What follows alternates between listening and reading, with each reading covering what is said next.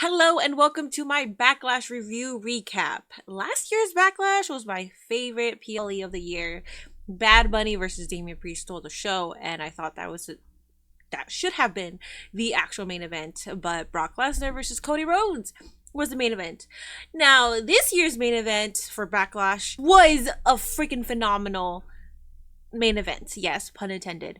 AJ Styles did say that this was his last year. I don't know where he said it. I don't know if that's actual facts, but if it is his last year, I believe we just saw his last main event of his entire career, and that was a well-deserved main event. I thought the match did a great job in delivering in-ring storytelling, entertainment, plus just a good fucking match. Just a good fucking match. And with the excitement of France, oh my goodness, like I'm so for any PLE going to a different country because they are starved of WWE PLEs and just WWE live events in general.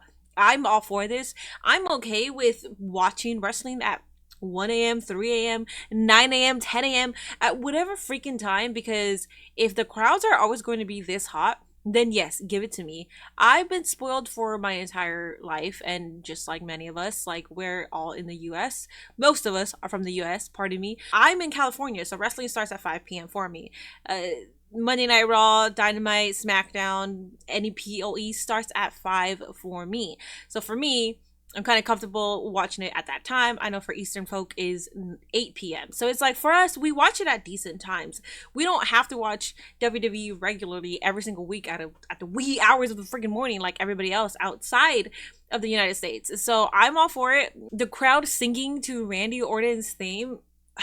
Chef's kisses. Chef's fucking kisses, man. Chef's kisses all around. I thought it was a good pay-per-view overall. We did see Tonga Loa show up. We had no Jacob Fatu. And I don't want to say the wrong things here, but I think Jacob Fatu was not there because I think something with his background, his criminal background didn't allow him to get a passport.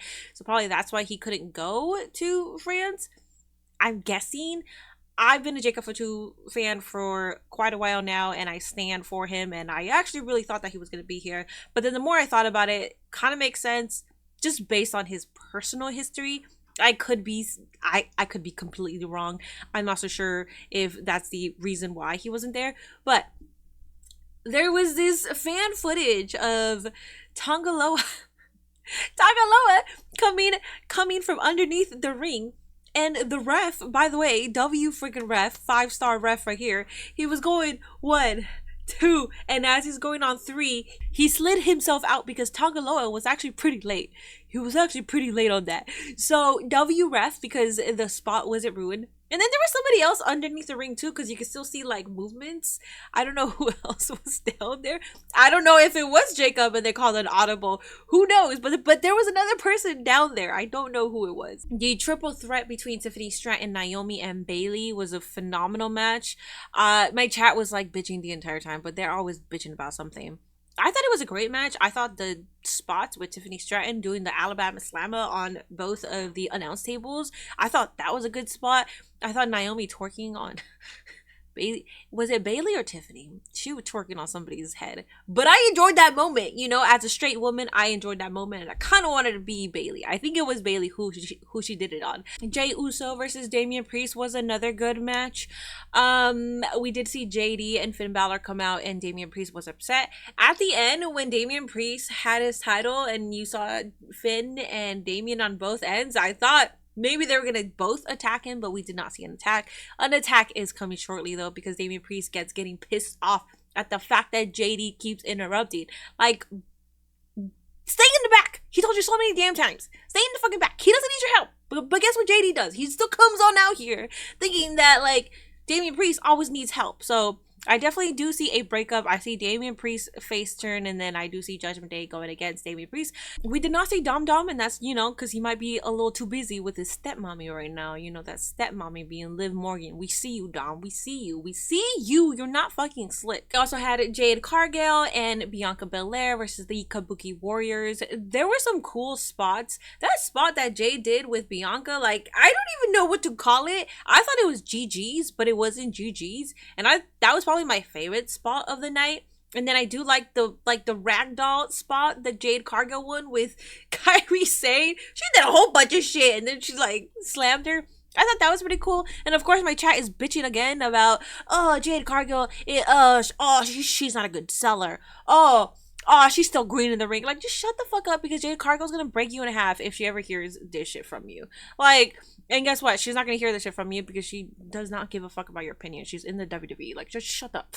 Just shut up. It pisses me off. Just shut up. I think if something is blatantly obvious that, like, damn, this person is really bad in the ring. Like the match between Maxine Dupree and Rhea Ripley. Like, you can tell Maxine is extremely green, and that match was awful. Call a spade a spade. Like, it's like, that match was horrible, and you know that she wasn't good in the ring. That I understand. But I'm also not just gonna completely shit on Maxine Dupree because she's extremely green in the ring. That's pretty much what it is. Someone's green in the ring. Like, I'm not gonna be like, oh, get this person out of here, blah blah blah. It's just like, dude, just like whatever. Like, probably like send her back to NXT and let her improve herself. And guess what? She has been improving. Now when she's in the ring, like it doesn't look like, this is really bad. Like, this is really bad. With Jade Cargill, I feel like a lot of people just like, they're so hard on her. I just don't think Jade is as bad as people are fucking saying. But anyways, we do have the new champions. We have Jade Cargill and Bianca Belair as the new champions. I do predict them holding it up until maybe we can start tension during Survivor Series. And I do see where the chef is going here. I do see Bianca versus Jade WrestleMania 41. And speaking of WrestleMania 41, it has been announced, it's been confirmed that it will be in Las Vegas. And Las Vegas is only like 3 hours away from me. Right now, I'm in California. I'm supposed to be moving to Ohio by the end of the year, so we'll see how that happens. But yeah, so as of now, it seems like I'm going to WrestleMania 41. If you are going, yay, I'll see you there. My final thoughts: I enjoyed Backlash. I really did. Last year when I saw Backlash, I already proclaimed it. This might be the PLE of the year. I proclaimed match of the years. I left that pay-per-view, the PLE, with such great excitement to rewatch it again. This year, the crowd was 10 out of 10. The entirety of the show was a solid like 8 out of 10 for me.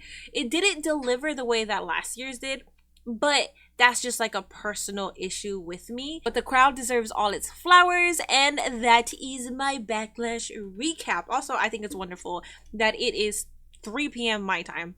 I got most of my clips done, and I can actually do a recap for you guys because it's not close to midnight where I gotta do all this, and then I gotta wake up at freaking 6 a.m. and I'm like, should I do a recap and lose sleep and then wake up at 6, or should I just go to bed? And usually I just go to bed.